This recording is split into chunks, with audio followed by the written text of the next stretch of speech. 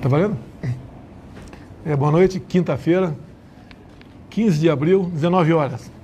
Elisângela, intérprete de Libras, e o nosso Pedro da Caixa Econômica Federal. Rapidamente aqui, o Pedro é bem mais novo do que eu, né? O que eu vi acontecer agora há pouco no Brasil me lembrou do tempo de garoto, quando eu assistia no cinema do Seu Lelé, em Eldorado Paulista, filme de cowboy. Então o cara assaltava, por exemplo, algo na Califórnia e começava uma cavalgada, né? Uma desembalada, correr em direção ao México. Uma vez transpondo a fronteira com o México, estava tudo resolvido, ele não podia mais ser preso e alguns torciam para o bandido, outros torciam para a patrulha, mas aqui no Brasil parece que a mesma coisa acontece hoje em dia. Mas vamos lá, não vou entrar em detalhes não. A notícia chegou agora para mim, eu estou custando a crer que seja verdadeira. Por Deus que está no céu. Carmen Lúcia dá 5 dias para o presidente da Câmara, Arthur Lira, explicar por que não abriu processo de impeachment contra Bolsonaro. Realmente, eu acho que alguma coisa de errado, né, ou de muito errado, vem acontecendo há muito tempo no Brasil. Então vamos ver qual é esse processo de informação, está na mídia agora, qual é o encaminhamento que o Arthur Lira vai dar no tocante a isso, se vão abrir processo ou não, e a gente vai se encontrar, não na live, né, mas com toda certeza no outro lugar brevemente, para discutir esse assunto aí. Eu não quero aqui me antecipar, falar o que eu acho sobre isso aí. Só digo uma coisa, só Deus me tira da cadeira presidencial. E me tira, obviamente, tirando a minha vida. Fora isso, o que nós estamos vendo acontecendo no Brasil não vai se concretizar. Mas não vai mesmo. Não vai mesmo, ok? Mas vamos lá. Vamos bater um papo aqui, Pedro? Claro. Vamos lá. Curiosidade, né? Sabemos da questão do vírus aí, da Covid, mata muita gente, etc. Mas parece que os números começaram a cair. Depois que a CPI lá do Senado incluiu também a investigação de cima de governadores e prefeitos. Mas tudo bem. Mas olha só como é que a mídia se comporta, né? Eu nunca vi algo tão sujo no mundo, né? Como grande parte da mídia no Brasil. É uma coisa realmente que se aproxima do chorume, uma coisa fétida. Essa é grande parte dessa mídia podre do Brasil.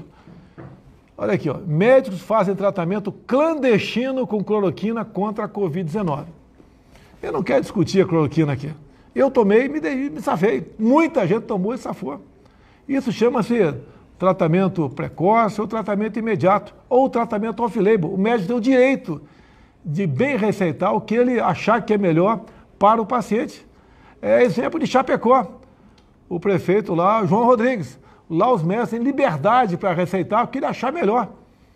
Se ele achar que tem que ser a cloroquina, vai ser, a ivermectina, vai ser, seja lá o que for. Tá? Agora, por que a mídia faz um trabalho sujo como esse? Pelo que tudo indica, a certeza que eu passo a ter, é quanto mais mortes tiver, melhor, para provocar, né, um clima de revolta contra o presidente da República. Essas mídias, né, estão perdendo credibilidade dia após dia e nós sabemos onde eles vão chegar. Tá? A mídia que sempre falou em liberdade de imprensa, contra a censura, estão se autocensurando. Tá? Estão cada vez mais desacreditando a mídia no Brasil como um todo. Mas vamos em frente. Essa decisão do Supremo de hoje então, o Lula está elegível para 22. Bem, o Brasil não quebrou no último ano, no penúltimo ano, ou no governo A, B ou C. O Brasil vem numa situação bastante complicada há décadas. Alguns querem que eu resolva, né? Limpe a casa quase que sozinho de uma hora para outra. Não quero jamais me intitular como o faxineiro do Brasil, aquele que vai resolver os problemas do Brasil, o salvador da pátria. Mas acredito, né, que estou fazendo a coisa certa. Quando se fala em corrupção, Pedro, eu pedi para você fazer uns cálculos aqui, rapidamente aqui, fala em corrupção. A corrupção, como eu estava assistindo agora o programa Pingo nos I, né, não foi, o Zé Maria falou muito na questão da Petrobras, mas foi generalizada. É um corpo que está com câncer em todos os seus órgãos, em todos os seus tecidos. E na Caixa Econômica não era diferente. Então eu pedi para o Pedro rapidamente aqui, nos 8 anos do governo Lula, qual foi o lucro da Caixa nos 8 anos do governo Lula e qual foi a média anual de lucro? O lucro somado foi de 20,5 bilhões de reais, né, presidente? E no primeiro ano do seu governo, a Caixa teve um lucro maior do que nos 8 anos do governo Lula. Vamos lá. Então, no governo Lula, 8 anos, lucro 20 bilhões. Isso. Média 2,5 bilhões. É isso. Depois tivemos Dilma, 6 anos. Isso. Aumentou um pouco o lucro. Isso. Na média, né? De 2,6 para 5,3. Dobrou. 5,9. 5,9. Uhum. No governo Temer, aumentou um pouco mais o lucro da Caixa Econômica. 9,4. Em 2 anos do nosso governo? 17,2 bilhões de reais. Por ano. Por ano. E, presidente, semana passada, só para dar um exemplo do que acontece, nós vendemos uma operação do Banco Pan, que tinha dado problema lá 10 anos atrás. Quando o seu governo começou, a ação estava mais ou menos em R$ 1,5. Nós vendemos por R$ 11,42. Então, uma operação que dava prejuízo para a Caixa deu 2 bilhões de lucro só em venda de ativos. Vou falar então, para ficar bem claro aqui, né? O lucro anual da Caixa em cada governo. Então, no governo Lula, média de 2,6 bilhões por ano, 2,6. No governo Dilma aumentou para 5,9. No Temer, 9,4. No nosso foi para 17 bilhões. Então, isso no ano de pagamento de auxílio emergencial que o banco parou durante 3 meses. Então, em 2 anos do nosso governo, tivemos mais lucro do que 8 anos do governo Lula. No primeiro ano do nosso governo, presidente, a gente teve mais lucro que os 8 anos do governo Lula. Nos 2 anos do seu governo, mais ou menos o mesmo lucro do que os 6 anos do governo Dilma. Já está aqui, 34 e 35. E no Sim, primeiro ano do seu governo, mais lucro que nos 2 do governo Temer. Pessoal, há pouco tempo, você, o organograma da Caixa, presidente, você, abaixo de você quem tem? 12 vice-presidentes. 12 vice-presidentes. Como era a indicação das vice-presidências da Caixa? Presidente, não era como é com o senhor que é matemático. Tanto que nós trocamos os 12 vice-presidentes, 21 dos 22 diretores. Então, a Caixa nunca trabalhou tanto pelo povo brasileiro, que é outra notícia que a gente vai dar daqui a pouco, nunca teve tanto resultado, e a média dos vice-presidentes de idade, presidente, ao redor de 40 anos de idade, 14 mulheres líderes, quando começou o seu governo, 0 mulheres líderes, ou seja, nenhuma mulher como vice-presidente ou diretora, hoje são 14, e as pessoas com deficiência, PCDs, só 1,5 dos empregados eram PCDs, quando o mínimo é 5, e nós atingimos isso. Tá. Então, no passado, né, as estatais davam prejuízo de dezenas de bilhões de reais, agora dá lucro. E a Caixa, apesar desse lucro, você botou a taxa de juros lá embaixo. Saiu de 14% ao mês, no cheque especial, para começando de 1,8% ao mês. E há um mês atrás, um mês e pouquinho, nós anunciamos outro exemplo para as santas casas, que nós reduzimos em 80% a taxa de juros. Presidente, quando nós assumimos era de 30% ao ano. Hoje está ao redor de 6% ao ano e são 190 mil leitos. Isso acontecia com o Banco do Brasil, com o BNDES. Banco Central também não? Não. Banco Central não, né? Lá é mais profissional. Não tem um empréstimo, é uma operação mais técnica. Então, isso acontecia há pouco tempo no Brasil. Mudou. Querem criticar meu governo? Fique à vontade. Fique à vontade. Mas puxe um pouquinho pela memória para ver como o Brasil era conduzido no passado. Então, quando eu falo em arrumar a casa, né? Ó, tem muita, mas muita gente melhor do que eu. Até o Pedro tem uma cabeça brilhante, né? Mas, lamentavelmente, não tem a popularidade que eu tinha para disputar uma eleição. Presidente, eu vou te interromper, desculpa. O que o senhor fez, eu não vi. Por quê? O senhor dá liberdade para a gente. Vou dar um exemplo. Eu vim do mercado financeiro. Há 30 anos se falava de Banco Central independente. O senhor foi o único presidente que realizou algo que todos tinham tentado, mas não tinham conseguido. Então, um exemplo do mercado financeiro, que é o Banco Central independente, e o senhor foi o presidente que realizou. Então, eu quero reforçar que eu acho que uma das grandes virtudes do senhor, e aqui eu estou falando porque é o que eu penso, é que o senhor dá espaço para a gente e o senhor é meritocrata, ou seja, se a pessoa entrega, ótimo, se não entrega. Não está começando aqui uma campanha para 22, mas, pela decisão do Supremo hoje, o Lula é candidato. Faço uma comparação dos ministros do Lula com os nossos ministros, né? E para sentir o quê? Se o Lula voltar para o voto direto, pelo voto auditável, tá? Tudo bem. Agora veja qual vai ser o futuro do Brasil, com o tipo de gente que ele vai trazer para dentro da presidência. Inclusive, se o Lula for eleito, isso é bom para estimular até os petistas, né? Em março de 2023, 3 meses depois que ele, porventura, assumir a presidência, ele vai escolher mais dois ministros para o Supremo Tribunal Federal. Mais 2. Tá ok, pessoal? Eu acho que a conclusão cabe a todos vocês. Não querem, eu não estou dizendo que você é candidato, nem que eu sou o melhor do mundo, mas vamos ter umas eleições pela frente. Está previsto eleições em 22. O Lula vai ser candidato, vai estar lá, né? Tira eu de combate, tá? Resolveram não disputar as eleições. Quem seria o outro que iria com o Lula para o segundo turno? Tá? É só fazer um raciocínio que vocês vão entender qual é o futuro de cada um de vocês. Eu já estou com 66 anos de idade, até lá vou estar com 68, já estou no lucro, estou lá mais para lá do que para cá, né? Mas vejo qual o futuro reserva para vocês no Brasil, com o que está acontecendo e com essa decisão de hoje do Supremo Tribunal Federal, né, dando aí praticamente, né, anulando as condenações do Lula e tornando, então, elegível mais 2 vagas no Supremo para o PT. Caixa Econômica, que você tem de bom aí? Mais um assunto. Da antecipação. Antecipação do calendário. Liguei para o Pedro, a gente não força a barra. Pedro, um pessoal está recebendo agora no cartão, né, o auxílio emergencial, e quem quer receber dinheiro estava 2 meses para frente. É isso mesmo? Na verdade, 30 dias, de 30 a 40 dias.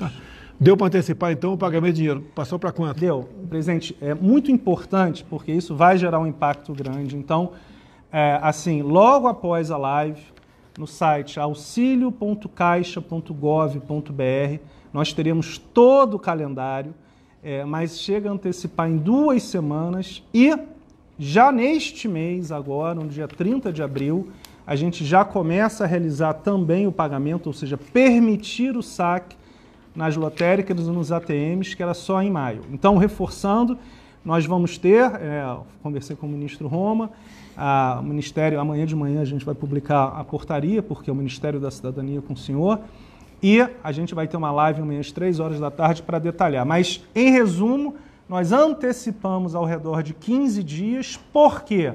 Porque nós percebemos que conseguimos realizar o pagamento com segurança, seja do ponto de vista do caixa-tem operacional, quanto do ponto de vista de minimização de filas. Então, o presidente conversou, nós matematicamente discutimos na Caixa, falamos com o Ministério da Cidadania e levei ontem para o senhor. Sabemos que o auxílio emergencial é um valor pequeno, sabemos disso, mas é o que nós podemos conceder no momento.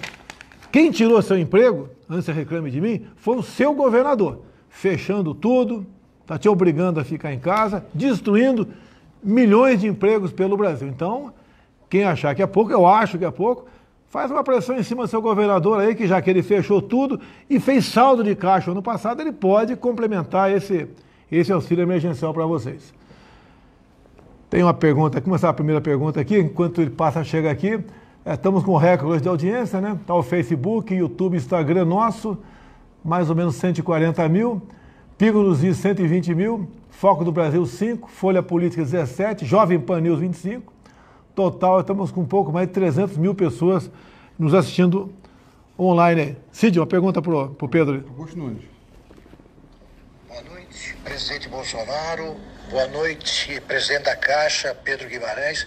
Eu pergunto ao presidente da Caixa se, com as lições do ano passado, dadas pelas fraudes que ocorreram, foram tomadas medidas de precaução neste ano que impedirão a repetição do que tivemos aqui? Augusto, obrigado pela pergunta. Nós tivemos um volume de fraudes inferior a 0,15%.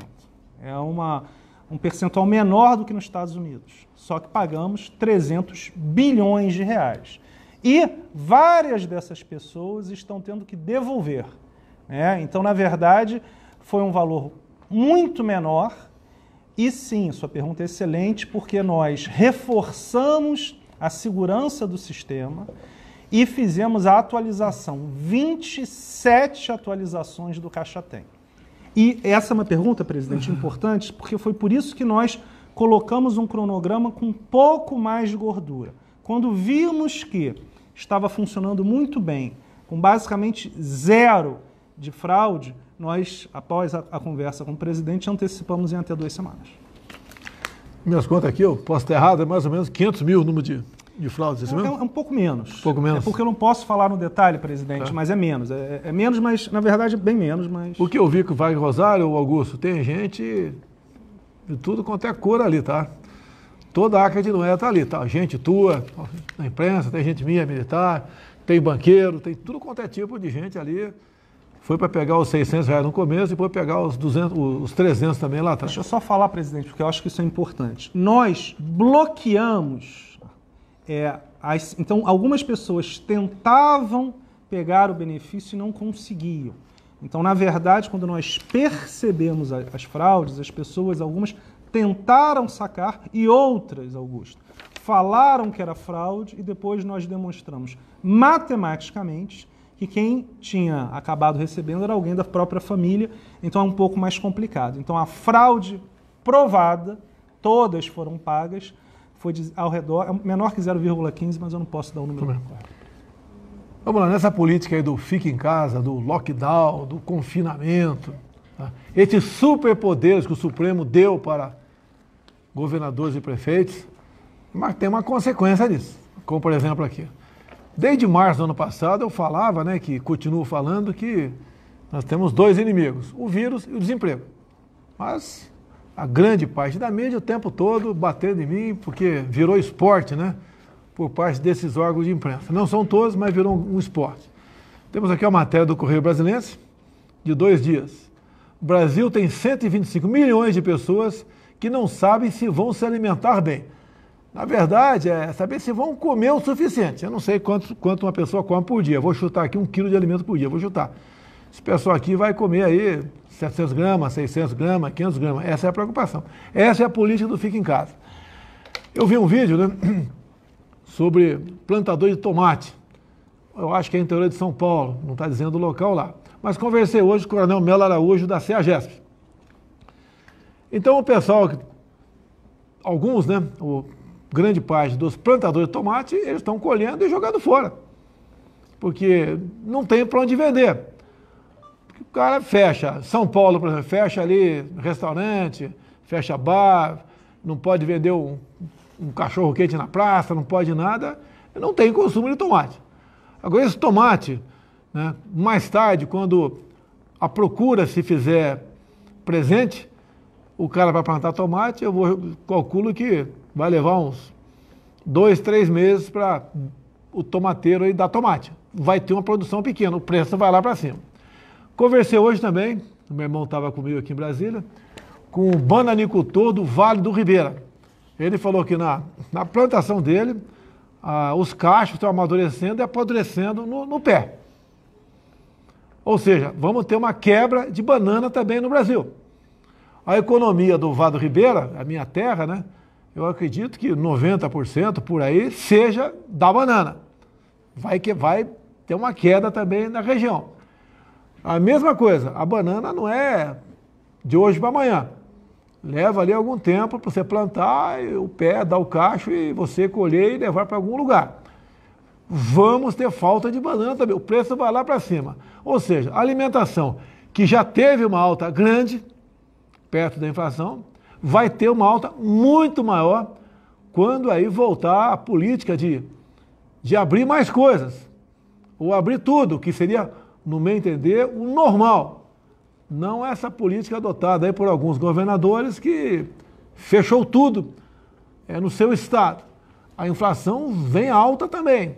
Ou seja, estamos com uma tempestade quase perfeita pela frente. Talvez seja isso que alguns governadores queiram, pela economia, atingir o governo.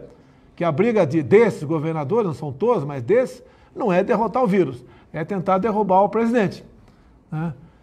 E eu quero saber, né, o que vai esperar, o que esse futuro governante pode esperar do Brasil, caso ele ganhe mais eleições no futuro. Com esse tipo de política, terra arrasada que estão fazendo no Brasil. Lamento muito, realmente, pelo futuro do nosso Brasil. E o que eu posso fazer? A gente só ganha guerra, pessoal, se tiver informações. Né?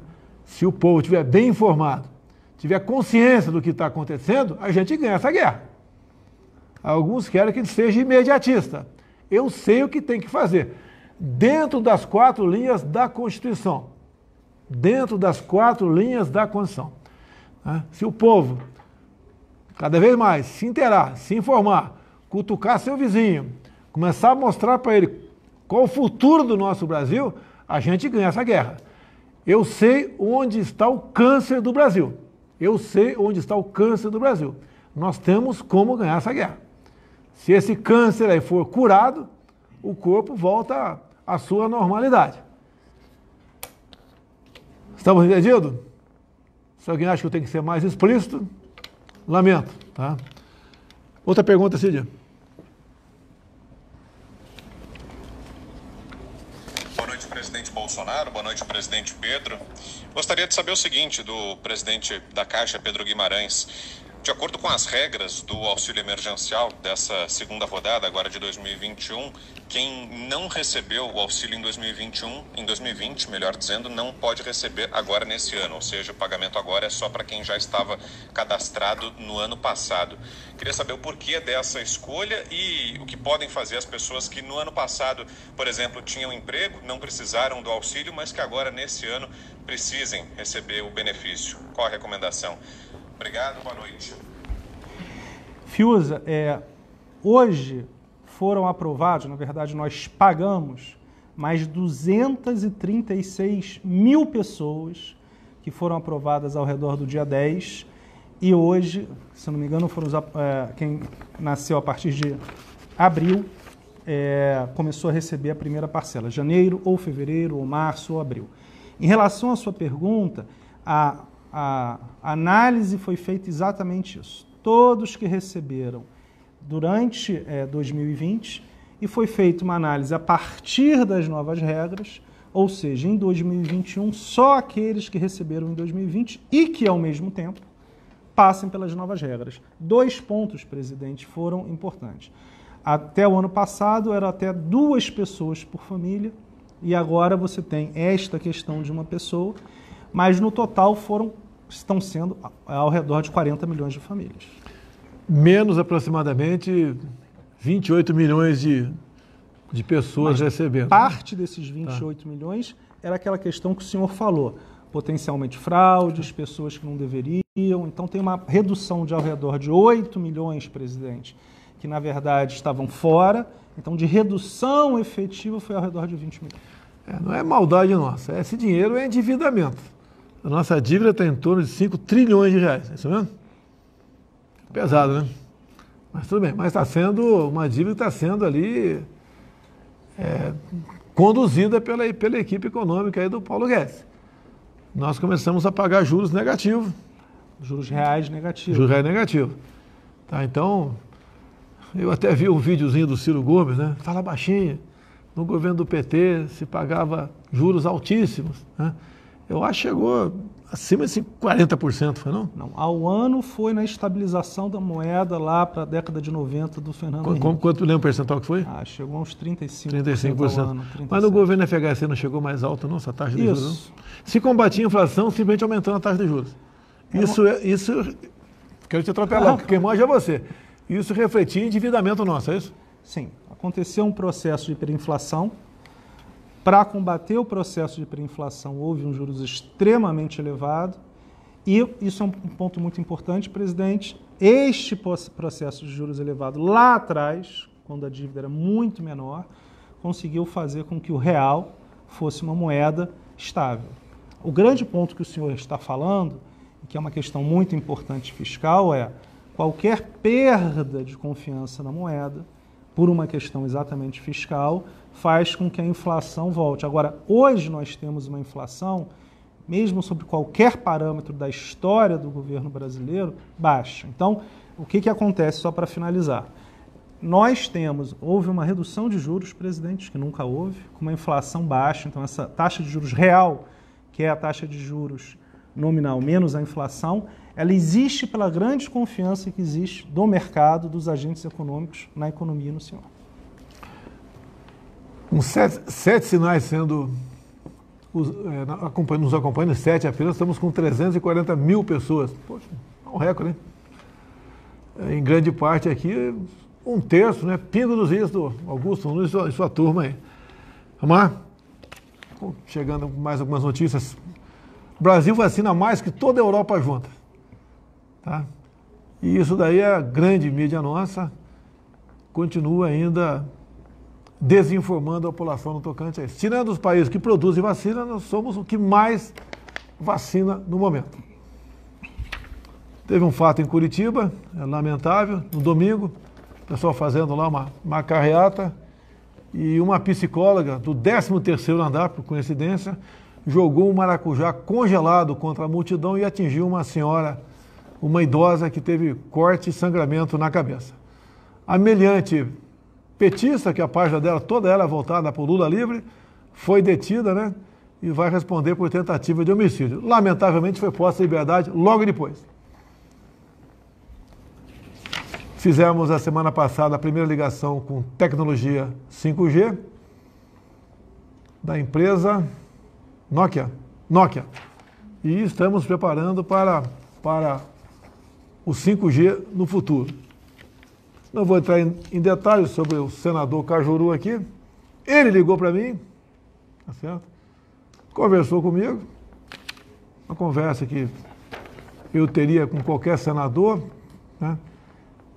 Já falei com ele algumas poucas vezes no passado, assim como com alguns poucos deputados e senadores também, nunca tive nenhum problema. Agora, o fato de gravar a gente, no dia seguinte me ligou novamente, eu acho que foi no dia seguinte, não foi no mesmo dia não, foi no dia seguinte, não sei, tá? Ligou novamente para mim e conversou comigo e falou que tinha cortado partes agressivas a um senador, não sei o quê. Fiquei quieto. Quer dizer, quando ele falou aquilo, eu vi que o cara me gravou. E vai divulgar. Não vou discutir com um maluco aqui. Ele não pediu autorização para gravar uma ligação telefônica comigo. E mais, o que ficou de bom nessa conversa? Bom não, muito bom. Vira mexe, você vê o pessoal me acusando. Ele não comprou vacina o ano passado. É isso mesmo? A Pfizer ofereceu para ele 70 milhões de doses, ele não comprou. E o Cajuru gravou, né, para a CNN e disse que eu havia dado um chá de cadeira para o presidente da Pfizer de 10 horas e não recebi. E ele falou que isso seria comprovado brevemente com o futuro, porque um ex-ministro da Saúde confirmaria isso. Bem, depois ele disse que esse ex-ministro, não podia ser outro, né, foi o Mandetta. Agora, para vocês verem, quem é que com toda certeza espalhava que eu não havia comprado vacina no passado? O próprio Mandetta. Agora, por que não compramos antecipadamente de alguns outros laboratórios? Porque tinha que passar pela Anvisa, pessoal. Eu não posso ser irresponsável a ponto de comprar uma vacina que vai ser injetada em você sem uma comprovação, né? Sem uma certificação da mesma. Então ficou bom para o Cajuru, acabou confirmando aquilo que a gente não tinha certeza, que quem espalhou que eu não comprei vacina foi o Henrique Mandetta, o candidato aí da Globo para a presidência ano que vem. Tá certo? Valeu, Cajuru! Obrigado aí. Agora está faltando você divulgar a outra ligação que você fez para mim, dizendo que eu concordei, né? Que falei, publica aí né? Publica aí a conversa telefônica entre nós. Essa ele disse que não gravou. Essa não gravou? Porra, Cajuru, essa não gravou? Tu grava tudo, Cajuru. Tu grava tudo, porra. Não gravou porque tu vai se ferrar, né? Vai fazer uma prova contra você. Tá certo? Tem mais pergunta aí, Cílio? E outra coisa, né? O Cajuru foi desmentido pelo próprio... Tem mais perguntas? Foi desmentido pelo próprio presidente da Pfizer, que não havia pedido audiência comigo. E agora eu fico chateado, né, com todo respeito à CNN. A CNN procurou o presidente e não teve resposta. Pelo amor de Deus, tá certo? Dando a entender que eu fiquei quieto porque poderia ter havido esse contato com a Pfizer. Eu conversei com a Pfizer esse ano, numa videoconferência, né? E eu não sou a pessoa que vou servir de intermediário para comprar vacina. Muita gente, algumas pessoas, né, fazem contato fortuito comigo, cercadinho, nas visitas que eu faço, lá no próprio Alvorada, no evento. Estava me apresentar o ministro da Justiça, da Saúde, que eu tenho uma vacina muito boa. Entra por aqui, sai por aqui. Eu não vou ligar para o ministro da Saúde, recebe aí o fulano de tal, que ele quer te oferecer uma vacina, né, feita não sei aonde, Marte, Vênus, Plutão, Saturno, não sei. Tá? Não vou fazer isso aí porque isso aí, no meu entender, é lobby, pô. É lobby. Quem quer vender vacina no Brasil, né, é só procurar a Anvisa. Uma vez sendo aprovada, o Ministério da Saúde é rapidamente contactado e vai comprar essa vacina com toda certeza. Tem mais decidido, mete logo aí. Zé Maria. Salve! Muito boa noite, presidente Bolsonaro. Boa noite, presidente da Caixa, Pedro Guimarães. Olha, a minha pergunta, presidente Pedro Guimarães, é se esse lucro da Caixa Econômica significa já um bom sinal para a retomada da economia no pós-pandemia ou é apenas um retrato atual? O que significa esse lucro da Caixa aí no mercado financeiro? Ano Obrigado, passado. boa noite. Você teve lucro ano passado, né? Não, Zé Maria, obrigado. Nós tivemos lucro recorde, tanto em 2019 quanto em 2020. Então, a Caixa Econômica Federal nunca reduziu tanto seus juros, nunca ofereceu tanta ajuda à população, como ano passado nós demonstramos, quando pagamos, presidente, 121 milhões de brasileiros. Chegamos a pagar 90 milhões de brasileiros todos os meses. E o primeiro e o segundo recorde de lucro na história da Caixa foi no governo do presidente Bolsonaro. E um outro ponto que é importante, mas aí, respondendo a sua pergunta, no primeiro trimestre deste ano, de 2021, nós crescemos o crédito imobiliário com recursos da Caixa em 103%, ou seja, em janeiro, fevereiro e março de 2021, nós mais do que dobramos o crédito para compra de casas e apartamentos de janeiro, fevereiro e março de 2020, o que demonstra matematicamente que a Caixa e a economia estão fortes. Pelo menos esta questão imobiliária, que é muito importante, que gera muito emprego, presidente, dá uma demonstração do que se chama de resiliência, ou seja, de força, porque tem mais de 1,5 milhão de pessoas neste segmento com esses créditos que nós emprestamos. A última notícia aqui, se não tiver mais pergunta aí para do Cid, deixa eu falar rapidinho aqui. No último sábado agora, estive no Morro da Cruz, comunidade de São Sebastião aqui no DF. Conversando com o povo, né? Batendo papo, etc, não sei. E daí, dado momento, nós parei numa casa ali, sem querer, e era uma casa onde tinha algumas venezuelanas, acredito que um pouco mais de 10, na casa. Tá? E bati um papo com elas e contaram as agruras, né? Como estão vivendo aqui no Brasil. Falei venezuelanas, só tinha mulher ali, não sei, né? Não sei porquê, mas só tinha mulher ali.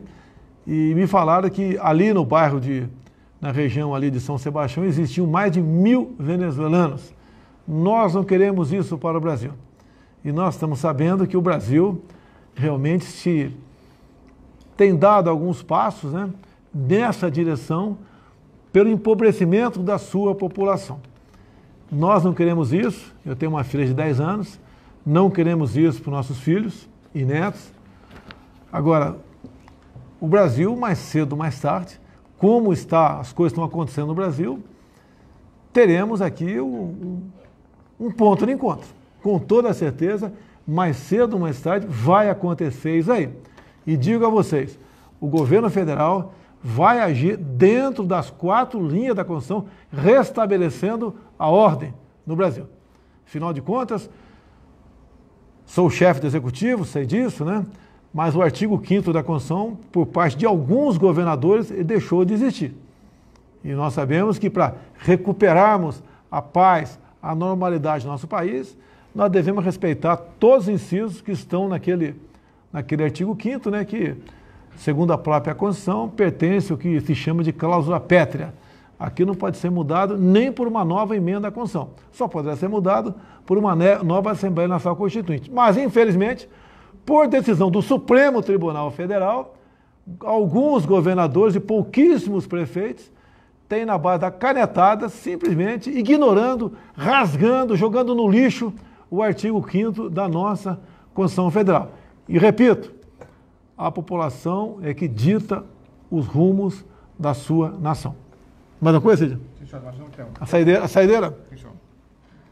Boa noite, presidente Bolsonaro. Boa noite, presidente da Caixa, Pedro Guimarães. Presidente Pedro Guimarães, a que o senhor atribui esse resultado tão mais positivo da Caixa Econômica Federal em relação aos governos anteriores? Obrigado. Fiuza, bem objetivamente, deixando os executivos trabalharem de maneira matemática, por exemplo, isso é muito importante, quando nós assumimos, 2 empresas tinham tomado de crédito na Caixa ao redor de 30 bilhões de reais. E uma delas não pagou tudo. Ao não pagar tudo, deu prejuízo para a Caixa.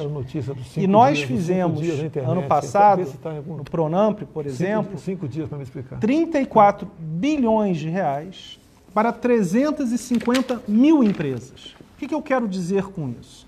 O mesmo dinheiro que se emprestava para 2 empresas, e uma delas não pagava tudo, hoje se empresta para 350 mil empresas. Então, quando você empresta, na média, 100 mil reais versus 15 bilhões de reais, uma série de coisas são claras. Você consegue mais capilaridade pelo Brasil inteiro e qualquer possibilidade de corrupção é muito menor. Além disso, nós tivemos vendas de ativos, presidente, não relevantes. Por que a Caixa Econômica Federal tinha que ter ação da Petrobras? Vendemos Petrobras, vendemos uma série de ações como o próprio Banco Pan. Então é um conjunto de ter liberdade para atuar, é um conjunto de focar na parte imobiliária, micro e pequenas empresas, pessoas mais carentes e fazer isso de uma maneira correta. Então, esse resultado é muito mais forte, vai continuar sendo mais forte e, por exemplo, nós montamos um banco digital de 107 milhões de pessoas. Isso ajuda a reduzir os custos. Outras coisas importantes. A gente está saindo de 200 prédios. Nós gastávamos centenas de milhões de reais para patrocinar o clube de futebol. Hoje é 0. Então, são uma série de pontos, a gente tem que ir rápido aqui, mas eu acho que o objetivo o presidente deixa a gente tocar o banco da maneira matemática, todas as pessoas da Caixa são excelentes, eu tenho um enorme orgulho de ser presidente da Caixa, e basicamente a Caixa tem o seu papel social e o seu papel ajudando as pessoas mais carentes e as empresas menores. Mais uma coisa? Encerrando, quero ler mais uma vez uma notícia aqui muito importante. Está aqui no antagonista, né? Eu não gosto de replicar coisas, falar de antagonista, Veja, Folha, porque tem muito fake news, mas pelo que levantamos até agora aqui, a notícia é verdadeira. A ministra do Supremo Tribunal Federal, Carmen Lúcia, deu um prazo de 5 dias para que o presidente da Câmara, Arthur Lira, explique a não abertura dos processos de impeachment contra o presidente Jair Bolsonaro. Boa noite. Fique tranquilo que eu vou dormir tranquilíssimo essa noite. E vamos ver o desenrolar dessa notícia aqui do nosso Supremo Tribunal Federal. Ok, pessoal? Boa noite a todos. Até quinta-feira que vem, se Deus quiser.